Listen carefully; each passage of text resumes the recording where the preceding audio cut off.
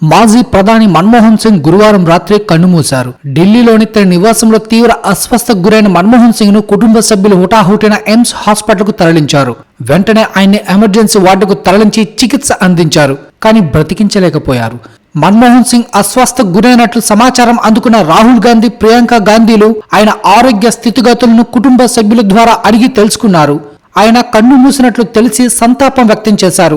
మన్మోహన్ మరణ వార్త తెలిసి కాంగ్రెస్ కార్యకర్తలు పెద్ద ఎత్తున ఎయిమ్స్ ఆసుపత్రికి చేరుకున్నారు. ప్రస్తుతం ఆయన భౌతికాయం అక్కడే ఉంది. శుక్రవారం ఉదయం ఆయన నివాసానికి చేర్చే అవకాశాలున్నాయి. మన్మోహన్ సింగ్ గత కొంతకాలంగా అనారోగ్యంతో బాధపడుతున్నారు.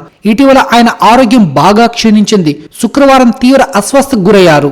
దీంతో కుటుంబ సభ్యులు హుటాహుటిన ఎయిమ్స్ వైద్యశాలకు తరలించారు.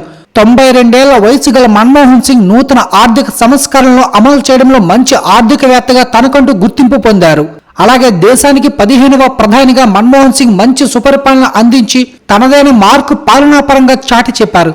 మన్మోహన్ మరణ వార్త తెలిసి రాజకీయవేత్తలు, ప్రముఖులు నివాళులు అర్పిస్తూ సోషల్ మీడియాలో పోస్టులు చేస్తున్నారు.